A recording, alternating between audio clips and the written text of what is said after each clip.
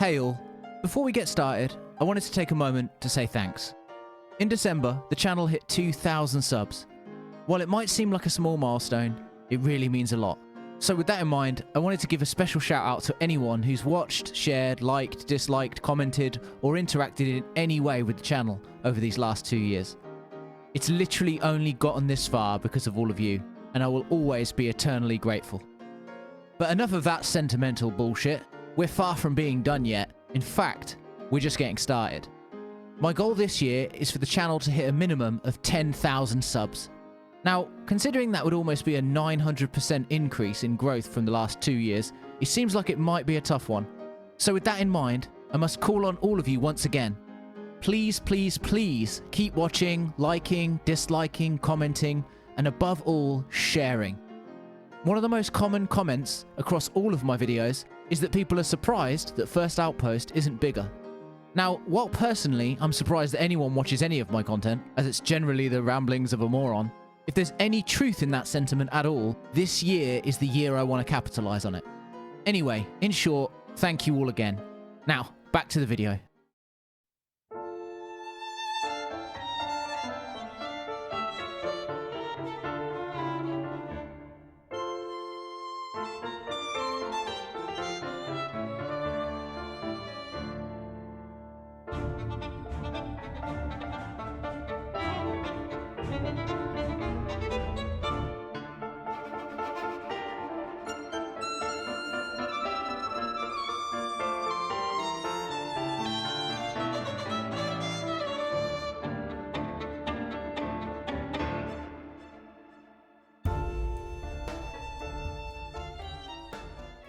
I love Castlevania.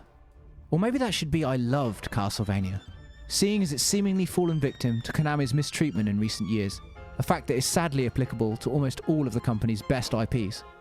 Strangely though, when mentioned, Castlevania is often thought of as one very solid formula, an open, sprawling side-scroller with a huge map to fill out and backtracking aplenty. I suspect that this is in no small part due to its heavy inclusion as part of the now well-used moniker Metroidvania, a term which coincidentally is seemingly applied generously in recent years, both to a copious number of indie titles and even AAA games. But the fact is that only a cursory glance into Castlevania's history will show that it is itself an IP that has experienced much change over the years. Sure, the most famous and arguably best iteration of the formula came in 1997 with the release of the watershed masterpiece Castlevania Symphony of the Night, which would in many ways both define and solidify what Castlevania would be in the years to come. However, long before Iga and his team brought us Alucard's tale, in the dim and distant past of 1986, the Belmont clan were already on the hunt, and this time on the Nintendo Entertainment System. Castlevania was released on the 26th of September 1986 and remains a favourite for many of the era. It would be followed over the next several years by two mainline sequels, the ever-controversial Castlevania II Simon's Quest a year later in 1987, and the much less divisive Castlevania III Dracula's Curse in 1989. The franchise had been created in just a few short years, and the stage had been set for the transformation of the side-scrolling platformer that would be the series' legacy in years to come. But while these games still hold up 30 years or so later, it would be the aforementioned Symphony of the Night that would really be remembered as the series' highlight, and for my money, with good reason. So much would this be the case, in fact, that one of the game's chief creative forces, the previously foreshadowed Koji Igarashi, or Iga as he's effectively known, would become tasked by Konami with utilising its template to annualise the franchise. Between 2001 and his exit from the company in 2014, Iga worked on no fewer than 15 Castlevania games. But despite such an exposure to the formula, even after Iga left Konami, it seemed he wasn't yet done with making games of this type.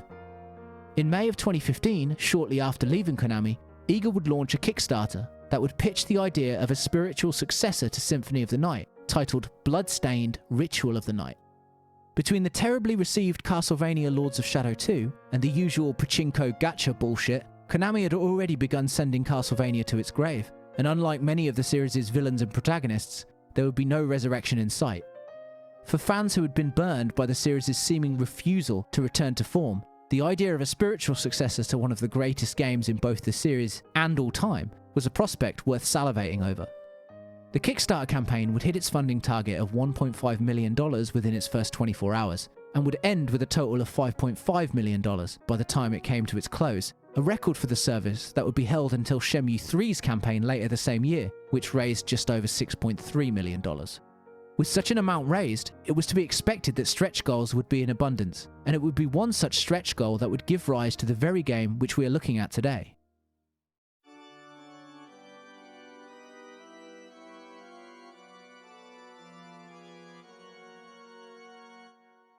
Bloodstained Curse of the Moon was described as an old-school, retro, or 8-bit short prequel to Ritual of the Night during its inception as part of the Kickstarter campaign.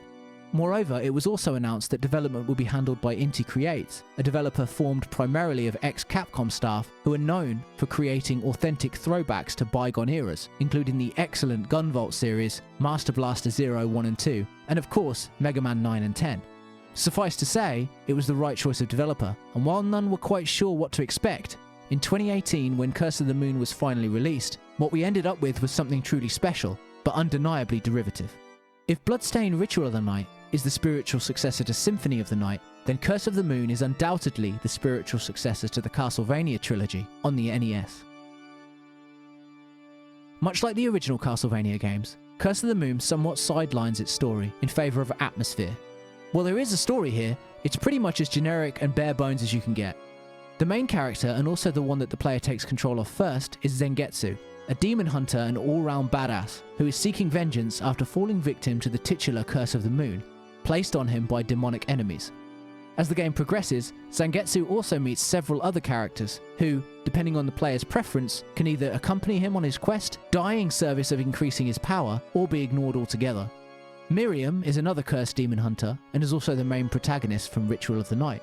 Alfred is an aged and powerful alchemist, and Gebel, is basically just Alucard. While most of the story is simply set dressing to facilitate the rest of the game's features, there is at least some interesting systems at play with how the characters interact, with different endings being experienced based on Zangetsu's choices regarding his companions. While this is nothing new for games such as this, and has been seen in the Castlevania series since before the likes of Symphony of the Night, it is nevertheless an interesting addition to proceedings. Moreover, several of the endings also lead to new game modes, which continue to expand and progress the story. While I'll cover these a little more and how they work in the design portion of this video, it's worth knowing going in that the story on show here is one designed to facilitate all other elements of the game's design, and feels decidedly old school as a result. It really is like the narratives found in old 8-bit era games, and so, love it or hate it, I feel like the goals that the developer set out for the story were achieved.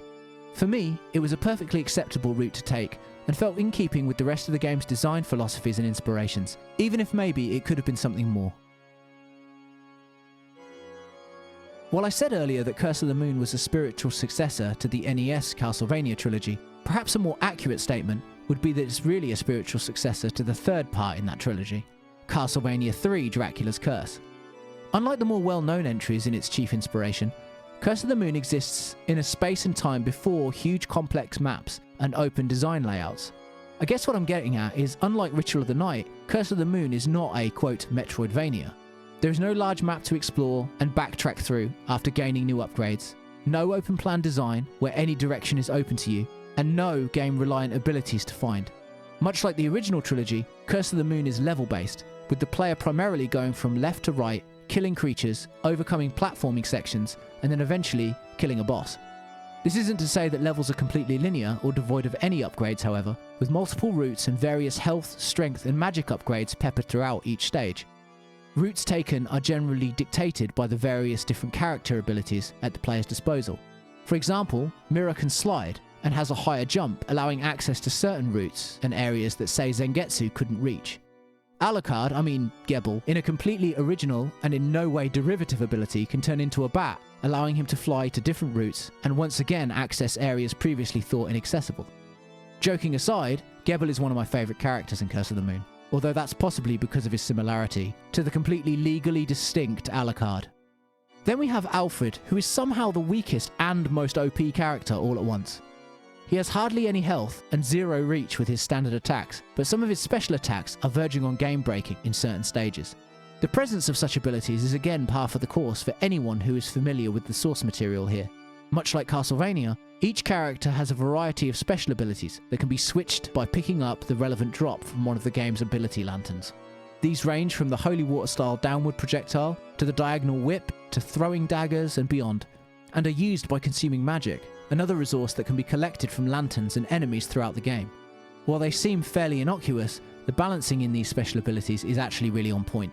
For example, Gebel has no special abilities besides turning into a bat, but he also has a stronger regular attack and much more health than, say, Alfred, who has no health and a piss-weak attack, but has some of the most powerful specials in the game, including the enemy-seeking projectile that can decimate many of the game's more problematic enemies and bosses, and also can be stacked for multiple uses at once.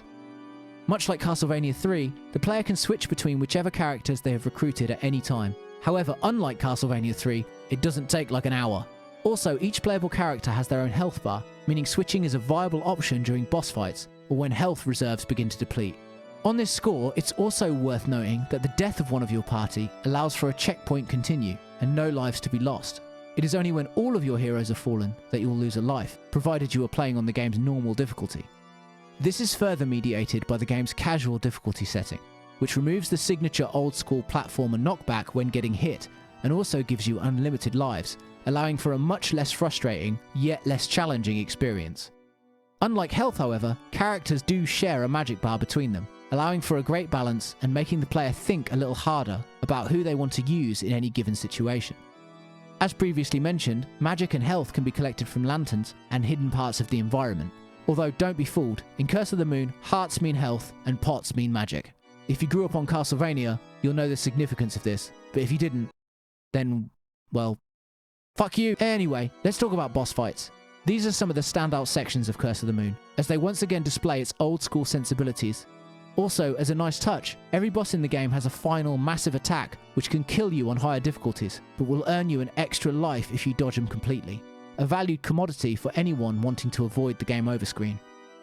The upshoot of all of this is a game that feels great, if a little old school and derivative to play, with certain elements like the mission map screen, or just Gebel in general, feeling lifted directly from the game's inspirations. The tactile and varied feel of each character allows for great variety and a real sense of choice in what is essentially a relatively linear experience. Moreover, it's clear that Inti Creates achieved what they set out to do regarding the game's design philosophies, and for that they should be commended. While it's true that such design may feel dated to some new players, for me it was like returning to a simpler time where the objective may have often been clearer, but getting there was often much more punishing. While the inspiration for Curse of the Moon's appearance is clear, Inti Creates has once again succeeded in recapturing that authentic NES 8-bit feel, much like they did with Mega Man 9 and 10.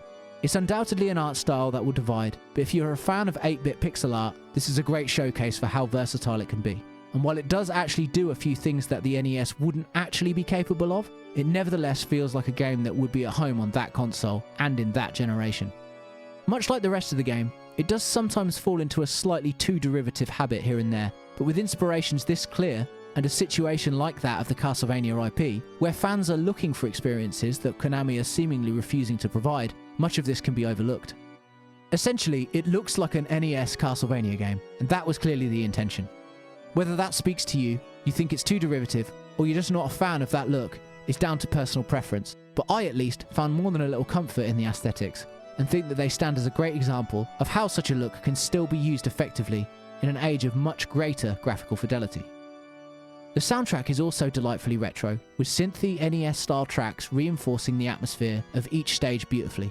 It's also worth noting that more than the rest of the game, the music seeks to create more of its own style and tone, separate from that of Castlevania. Don't get me wrong, I don't think there's a single corner of this game the original Castlevania trilogy didn't influence, and the music is no exception, but more than any other element, it stood out as trying to assert a bit more of its own identity, and transcend above a simple homage. On top of all of this, the sound effects are crunchy and in keeping with the aesthetic, adding yet more satisfaction to every landed attack, special move thrown or boss defeated. Put simply, Bloodstained Curse of the Moon pretty much looks and sounds like an NES-era Castlevania game. I feel like a pattern might be emerging here. While the soundtrack does go some way towards setting it apart, the inspiration is still strong enough for the influence's presence to be felt. And so once again, we end up with something awesome, but in no way original. Other than the odd falling through a platform or getting hit when I feel like I shouldn't have, I found no real bugs of any kind in my playthroughs of Curse of the Moon. The relative lack of complexity in the systems creates a much smaller margin for error in this area, and while I'm sure that the odd bug must exist here and there, I certainly didn't experience them. Replay value, on the other hand, is a whole different beast. Put simply, it's a big deal here. Much like the games that inspired it, Curse of the Moon is made to be played and replayed over and over, and this notion is baked deep into almost all areas of its design. It's not a sweeping epic designed to elicit long playthroughs, copious grinding, and obscure collectible hunting from the player. It instead feels more in the old school arcade mold, with playthroughs more than likely spanning no more than one gameplay session each. The way it works is once you beat the game and recruit all companions, you will unlock Nightmare Mode. Nightmare Mode is the game again with slight variations, a difficulty rebalance, and new story elements, as well as the odd new boss encounter. However, the big difference with Nightmare Mode is that you don't have Zangetsu at your disposal, so you must instead beat the game with the other 3 characters.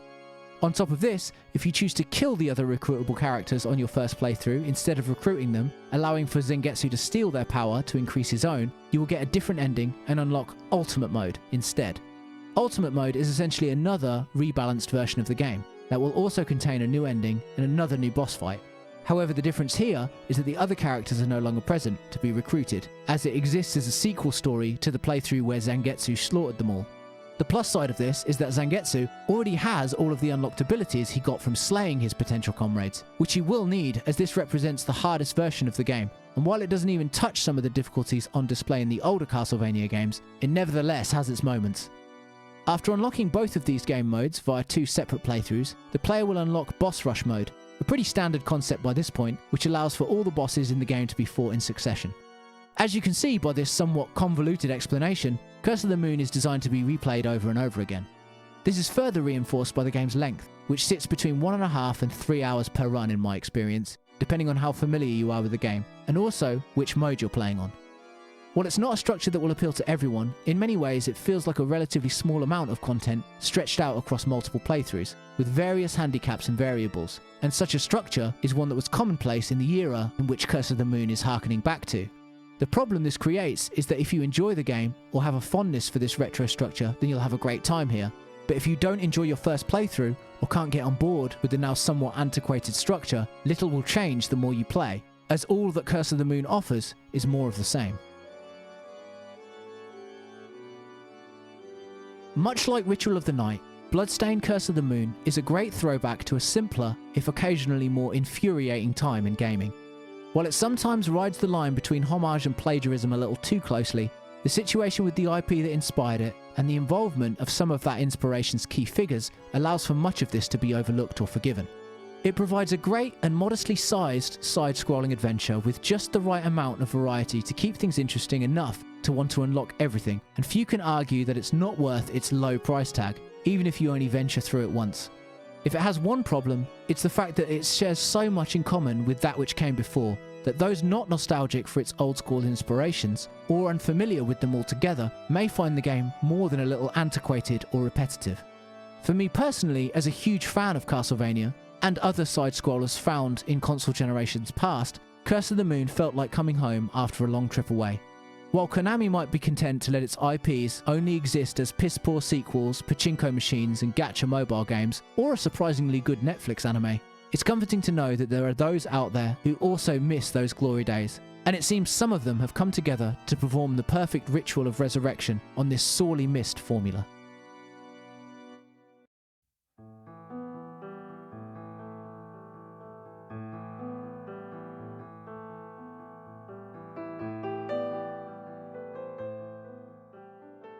In 1997, many young gamers' tastes and expectations would be altered forever when their PS1 libraries were graced with the masterpiece that is Castlevania Symphony of the Night.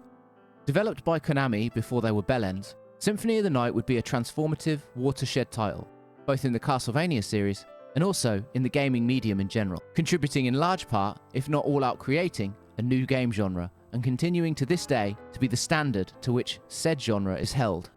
In the years that followed, many of the key figures responsible for Symphony of the Night would continue to work on the Castlevania franchise, and over 15 sequels and spin-offs were released between 1997 and 2014, when, after the commercial and critical underperformance of Castlevania Lords of Shadow 2, and a mandate from Konami to refocus their business on gyms, pachinko parlors, shit Metal Gear spin-offs, and outright cancellation of anything that people might actually be excited about, the franchise would be parked, only seeing re-releases of its past entries, and a short-lived mobile game that would initially be shut down a year after release, but then would see a terrible re-release on Apple Arcade. If you're interested, I have a full review of that game on my channel. I'll link in the description below. So where does all of this leave Castlevania fans?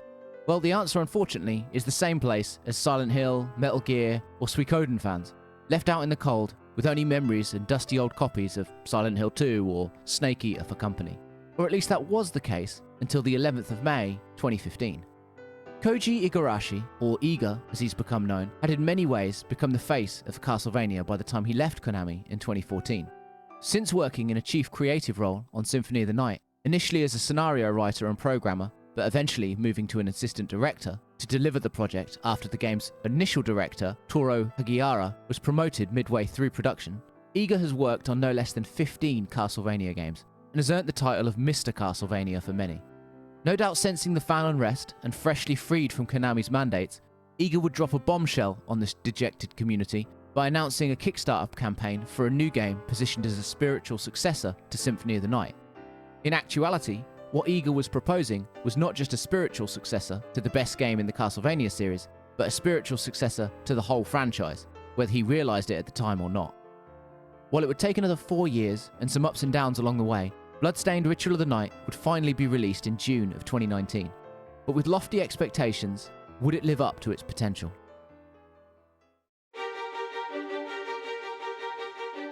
Much like many entries in the Castlevania series, Ritual of the Night takes place in the 18th century during the European Industrial Revolution. Opening in England before moving on to more Transylvania-esque locations for the bulk of the game, the story concerns a guild of alchemists who accidentally summon an army of demons when creating and sacrificing beings known as Shardbinders. Shardbinders are essentially humans who have been fused with a demon by way of crystallizing the demon's form into a shard and fusing it with the individual. In order to banish the demon horde, almost all of the Shardbinders are to be sacrificed by the guild. However, despite such measures, 2 of these exceptional beings survive. Gebel, Gebel, I'm going to say Gebel. Gebel. I'm going with Gebel. Gebel, who was just too powerful to die, and Miriam, who was just asleep, apparently. 10 years later, Miriam finally gets out of bed, lazy, and finds out that Gebel has summoned an army of demons to deliver payback on the guild that wanted him sacrificed. Oh yeah, and he also has a castle in Eastern Europe, because of course he does. Teaming up with her mate Johannes, as well as a few other allies along the way, Miriam sets sail for nondescript, not quite Transylvania, but also not really any other specific location, but just generally somewhere in Eastern Europe, to stop Gebel, or at the very least, truly understand his motivations. While such ideas are strong, and could allow for a lot of interesting themes, and ideas to flourish and develop, Bloodstained Ritual of the Night unfortunately undersells its concepts and story in general, telling most of its story in awkward, poorly written, and spotty voice acting dialogue sequences, in which 2 characters simply exchange rounds of exposition before splitting up and carrying on their respective journeys. While it's not all doom and gloom, with some exchanges faring better than others, the story here feels more like an afterthought, or perhaps an underdeveloped set of interesting concepts. While many of the Castlevania games from which Bloodstained Ritual of the Night draws almost all of its inspiration are guilty of the same, it just feels a bit like a missed opportunity, and it's clearly the part of the game that had the least amount of time and money spent on it, serving more as a backdrop for the game's atmosphere, design, and systems, all of which are in another realm of quality. The byproduct of all of this, for me at least, was a slow but definite disengagement from the story as the game progressed, with each cutscene or exposition dump feeling less and less relevant as I just wanted to get back to playing the game. Okay, so I know I may have sounded a little harsh in that first section, but fear not, because it's here where Bloodstained really begins to shine. For anyone who's played Symphony of the Night, you'll know what to expect here, and for those who haven't, what the hell have you been doing with your time? Just stop listening, just pause this, don't stop, pause this and go and play Symphony of the Night and then come back and subscribe and like, leave a comment. But seriously, the so-called Metroidvania, or Igavania, as Igarashi wants people to start calling it, good luck with that one, mate, structure is here in full force, with a large sprawling map filled with secrets, bosses, new abilities, a vast array of enemies, and much, much more. Starting at a small village just outside Gebel's castle, the player ends up going on quite a journey before the credits roll. and with the castle providing more than a few varied locations, terrains and biomes. These include the usual Gothic entrance halls, libraries, laboratories and gardens, as well as more off-the-wall entries like frozen caves and lava pits, underground deserts and even a moving train. As you progress, you'll also be able to unlock the ability to fast travel around this ever-expanding setting, making the genre's staple backtracking easy and enjoyable. Also, special commendations to the map, which, much like a lot of Bloodstained, also takes a if it ain't broke don't fix it approach, existing as a clear and easy guide, which while occasionally overwhelming in size and complexity, nonetheless serves its intended purpose. And all of this is only further compounded by the aforementioned generous and easy to use fast travel system. On top of all of this is the game's equipment, crafting, cooking, side quests, and progression systems. Leveling works as you might expect, with enemies providing EXP and incremental stat increases every level. However, this is not the only thing they provide, as they also drop items that can be farmed to upgrade and craft new weapons, and also have the chance to crystallize on defeat. If this happens, the crystallized version of the enemy will impale Miriam, granting her a new equipable ability that relates to that particular foe. For example, if you kill a water-based enemy, you might learn the ability to fire a water jet or move with greater ease through water. This is just one example, and the sheer amount of potential crystal abilities here is incredible, with different combinations allowing for various advantages and disadvantages in the different areas of the castle and against different bosses. Special commendations should also go to the weapon variety here. There are so many different options, from fast and high DPS weapons to ranged weapons to slow heavy hitters and everything in between, and the inclusion of various buffs and debuffs only serves to make this system even deeper. On top of all of this, there's also a large variety of armor and accessories that can also grant certain buffs, as well as the ability to be able to cook various dishes and create various potions to boost your stats. In short, the sheer level of customization and build options here make these systems some of Ritual of the Night's best qualities. But what makes all of this even better is that Ritual of the Night is simply a joy to play. The responsive controls, satisfying combat, engaging platforming, and awesome boss design all culminate in an experience so enjoyable that you'll find yourself playing for hours at a time, often without even realizing it. While not as stylized as its 8-bit siblings, Curse of the Moon 1 and 2, Ritual of the Night does just enough to carve out its own style and tone. While in no way as atmospheric as the series which inspired it, everything is functional here, allowing for just enough immersion. Still, having said this, there is a budget quality to the character models in particular, with the 2.5D look also feeling a little less inspired than, say, Symphony of the Night's awesome pixel art. Some of this, however, is mediated with the game's strong art direction, with the creature and boss designs in particular standing out as both inspired by what came before and somehow wholly original. Many of these features are also mimicked in the game's music and voice acting, which too has a focus on functionality over almost all else. There are still a few standout performances which serve to elevate things a little, particularly Metal Gear Solid alumni David Hayter's performance, which carries with it its usual gravitas. Unfortunately, there is little such elevation heard in the game's score, however, which, while does enough to set the scene, usually fails to stand out as anything more than competent in most places. When the game first launched, it did so with a fair few issues, some of which were significant. However, in the time since, the developer has been rolling out regular fixes and updates, which have served to fix almost all of the issues, at least on most platforms. While there is still some jank here and there, and the odd issue that's often expected in smaller or AA titles, the experience of playing through Ritual of the Night in 2022 is a relatively flawless one on a technical level. However, everything I just said is on shakier ground if you're playing on Nintendo Switch. Since the launch, the Switch version of the game has seen many more significant performance issues, which are probably due in no small part to the lesser power seen in its mobile chipset. Now, unfortunately, I played through Ritual of the Night on both PS4 and PC for this review, and have not managed to get my hands on a Switch version as of yet. But from what I understand, it too has seen copious patching since launch, and it's now in the best state it has ever been, but still doesn't perform as well as other formats. With all this in mind, if Switch is your platform of choice, I would maybe consider doing a little more research before purchasing. Now, this could be outdated advice by the time you watch this video, maybe it runs fine now, but I thought it best to give you guys a heads up just in case. Feel free to leave a comment if you're playing on Switch, letting me and everyone else know what the current state of things are. Oh yeah, and also like and subscribe. Anyway, let's talk about replay value. Ritual of the Night is a decent length, even if you just play through its story once, clocking in at around 15 to 20 hours. However, you can at least double that if you want to go for 100% completion. with tons of items, weapons, crystals, and outfits to collect, plenty of optional areas to explore, a bunch of side quests, and challenging trophies and achievements to unlock. I got the Platinum Trophy on the PS4 version in around 37 hours, but your mileage may vary. Also, in the years since it launched, Ritual of the Night has seen a bunch of free DLC updates, which include new modes and difficulties that will only serve to increase its longevity further. Moreover, as the game has been out a little while now, you can also pick it up pretty cheap. Put simply, there's plenty on offer here to keep you playing for a while. Much like Curse of the Moon, Bloodstained Ritual of the Night is the Symphony of the Night successor that we've all been waiting for, and it knows it. While it's more than a little derivative, doesn't tell the most compelling tale, and clearly didn't have the budget seen in its inspirations, it more than makes up for it with some deep systems, a large atmospheric world to explore, and pretty incredible moment-to-moment gameplay. While Konami continues to anger fans, run gymnasiums, and make more pachinko machines, Iga and his team have clearly risen to the challenge of filling the Castlevania-shaped hole in all of our lives.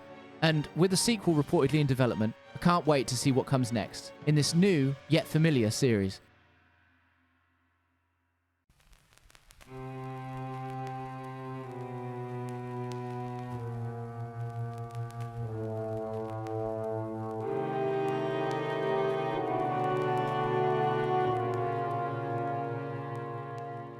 Much like its predecessor, Bloodstained Curse of the Moon 2 was a surprise, albeit one of a different variety.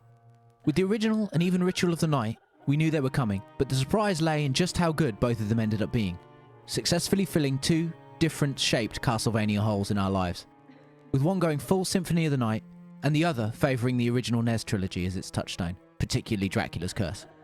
So fitting then that Curse of the Moon 2 would also surprise us, but this time by its mere existence. Announced in June of 2020, by early July the game was already available on your platform of choice. And so it seemed that Zangetsu and his comrades had crept ahead of many a title in the collective back catalogues of old Castlevania and current Bloodstained fans for yet another adventure. But how would his second outgoing fare? Well, for my money, pretty f***ing well. Much like its predecessor, Curse of the Moon 2 tells a story designed primarily to facilitate its gameplay, stage, and boss design. While such a structure may feel a little story light for some, it still manages to tell a more in-depth tale than the games which inspired it, and can also be seen to be making somewhat more of an effort in this area than the original Curse of the Moon, even if it's only a negligible difference. The story once again follows brooding demon hunter Zangetsu, this time as he seeks to halt a demon invasion, upping the stakes from the personal motivations he and his companions shared in the first game, and placing the fate of the entire world in jeopardy. While in reality, this changes little in the moment-to-moment, with its stages only feeling occasionally more grandiose than those seen in its predecessor, such a raise in the stakes is commendable and feels appropriate for a sequel. What has changed though, at least initially, is Zangetsu's companions. While the old gang can be unlocked as part of a future playthrough, more on that in a bit, the new team members that can be unlocked throughout the game are an interesting and varied bunch who also bring with them some new mechanics and playstyles. Firstly, there's Dominique, who players may recognise from Ritual of the Night. Unlike in Ritual of the Night, however, she wields a spear now for some reason, and is also the nimblest of the new crew. Oh yeah, and she can also Scrooge McDuck the f*** out of shit. Next, there's Robert, a rifle-wielding sniper who has terrible health, but the advantage of attacking from great distances. Lastly, but by no means least, is Hachi, by far my favourite new addition, and also one of the more out-there concepts to grace the IP thus far. Essentially, Hachi is a Welsh corgi piloting a giant mech suit. Oh yeah. Real talk. He also hits like a truck, can turn himself invincible for a time, and completely ignores spikes that would destroy lesser mortals. So yeah, he's basically the best character ever created in video game history. Except maybe that beach ball from Cooler World, and that kid in Final Fantasy X that tells you when he grows up he wants to be a blitzball. Taken together, this new group give Curse of the Moon 2 a little more character than the first outing, with subtle changes added like short scenes when stages are loading, that show the group huddled around a campfire, eating, chatting, and training, or partaking in some other remedial activity together. While it's not trying to reinvent the wheel, it's at least nice to see some iteration in this area, even if it once again ends up feeling like a bit of an underutilized part of the package. While it might initially appear similar to its predecessor, the aforementioned new characters coupled with some interesting locations and boss designs really give Curse of the Moon 2 a more dynamic flavour when it comes to gameplay. While Zangetsu plays much the same as he did before, with the same basic moveset and specials, the other characters vary wildly in this department. As before, specials can be picked up from certain lanterns and use a cumulative pool of magic when initiated. Dominique and Robert have a variety of specials, such as power shots, upward projectiles, or even in Dominique's case, a one-shot power that allows you to revive all fallen comrades. Hachi, on the other hand, much like Gebel in the first game, does not have a variety of special moves, but instead can consume magic to utilize the aforementioned ability and become invulnerable to all damage for a time. He is also able to hover for brief periods, making difficult platforming sections much easier when you have him at your disposal. But while it might be easy to interpret the inclusion of such a character as game-breaking, or even at the very least difficulty nerfing, Curse of the Moon 2 is well designed enough to know how to balance this out. Some sections and bosses put you at a massive disadvantage when using Hachi, and much like the first Curse of the Moon, different modes unlock after the initial run that remove him and others from the roster, entirely forcing adaptation and improvisation. Also, the separate health bars for each character make a return from the first game, and once again do wonders to balance proceedings and force you to think about who to use and when to use them. Really, when it comes down to it, there's usually an appropriate character for every stage or situation in Curse of the Moon 2, but with enough skill and determination, any obstacle can be overcome using anyone. Such observations also dovetail nicely into the game's level and boss design, which are a marked improvement over the first game, due in no small part to a larger variety of locations and mechanics. Also, they've finally put boss health bars in, which only serve to make one of the game's standout features, its boss fights, even more enjoyable. Such changes and additions are not a massive departure from the original, but feel like an appropriate amount of iteration when making a game such as this, with many of its upgrades and changes feeling akin to those seen in NES-era sequels. Also, as mentioned earlier, the entire first game's roster becomes playable later on, and are even used in one of the game's modes for the 100%. While it would have been easy for developer Inti Creates to simply include these characters as a gimmick without any second thought, especially as they look and play identically to how they did in the first game, their inclusion in no way nerfs the challenge or makes it impossible, instead feeling like a planned part of the game's difficulty curve. Every stage and boss have clearly been designed with both the new and old roster in mind to keep things balanced, and props should be given for the effort and finesse this must have required to execute. While on the whole, Curse of the Moon 2 is nowhere near as hard as many of the games that inspired it, especially on the returning casual difficulty, it still proves a decent challenge for those interested, and stands as the more difficult of the two entries. Unsurprisingly, Curse of the Moon 2 maintains its stellar use of the 8-bit pixel art format seen in the first entry. While the character models and certain assets don't receive too much of an upgrade, barring maybe Hachi's more complicated mech design, areas and bosses look even better than those seen in Curse of the Moon 1, and never fail to surprise me with their masterful use of such a basic art style. However, much like many of this sequel's elements, it's not going to convert you if you weren't a fan of the art style in the first game, or don't vibe with the whole NES-era look. The sound work here is on par with the first entry for the most part, with great sound effects and music.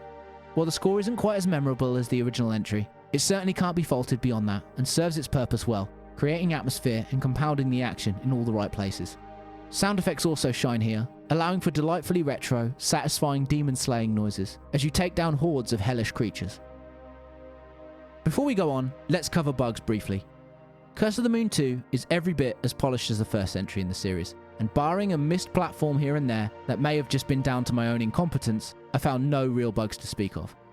Now, it's good that we got that out of the way so quickly, because now we come to replay value, which, well, much like the first game, it needs talking about. Okay, so here's where I'm sure Curse of the Moon 2 will receive the majority of its criticism, and also where the iteration but general maintenance and expansion of the first game's ideas may prove a little divisive. Often with a sequel, the idea is to go bigger, make everything more epic and larger scale. In Curse of the Moon 2's defense, that is exactly what they've done, only with the amount of times the player has to play through largely the same game in order to unlock new modes, new characters, the true ending, and the coveted 100% completion. First of all, you have the base playthrough, which unlocks what the game calls Episode 2. Next you have the Episode 2 playthrough, which can unlock either Episode EX or the final episode, depending on whether or not you get an optional collectible, which, by the way, isn't really signposted.